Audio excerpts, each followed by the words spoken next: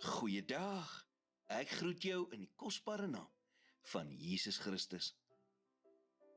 Ek dink jy sal met my saamstem, dat soms doen 'n mens dinge, wat jy wens, jy nie gedoen het nie. Soms sê 'n mens dinge, wat jy wens, jy nie gesê het nie. Soms maak 'n mens keuses, wat jy wens, jy nie gemaak het nie. Soms dink 'n mens by jouself, wie is ek om 'n kind van God genoem te word? Of om die liefde van Christus te deel, wanneer ek oor en oor foute in my lewe maak. En dan word ek skielik daaraan herinner, dat ons almal maak foute. Ons almal het dinge waarmee ons sukkel. Ons almal skiet iewers tekort. Dit is nie iets unieks aan my nie, maar is iets waarmee almal worstel. Ek word herinner aan alles wat ek al in my lewe voor vergewe is, en alles waarvoor die Here my nog steeds voor vergewe. Ek word daaraan herinner dat hy alles weet wat ek sou doen, alles wat ek sou sê, elke keuse wat ek sou maak. En tog het hy my gekies. Tog het hy my so lief gehad, dat hy sy lewe vir my gegee het. Vir ons almal. Daar is niks wat ek kon doen om daardie liefde te verander nie.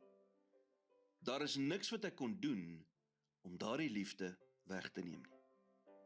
Soms doen ek dinge wat ek wens ek nie gedoen het nie. Soms sê ek dinge wat ek wens ek nie gesê het nie.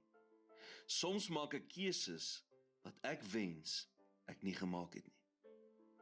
Maar bo dit alles, sê die woord in Romeine 8 vers 38 en 39, want ek is versekerd, dat geen dood of lewe of engele, of owerhede of magte, of teenwoordige of toekomende dinge, of hoogte of diepte, of enige ander skepsel, ons sal kan skei van die liefde van God, wat daar in Christus Jesus, ons Here is nie.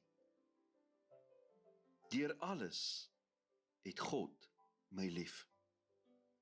Ons almal sukkel soms, maar is goed om te weet, dat al sukkel ons soms met sekere dinge, is God se genade genoeg, om alles te kan bedek.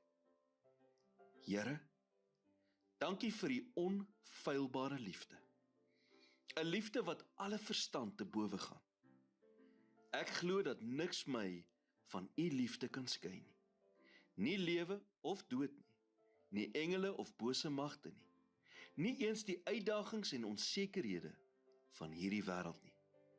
Dankie vir u teenwoordigheid in my lewe, en vir u voortdurende beskerming, en vir die vrede wat kom uit die wete, dat ek veilig in u liefde vasgehou word. In Jesus naam bid ek dit. Amen.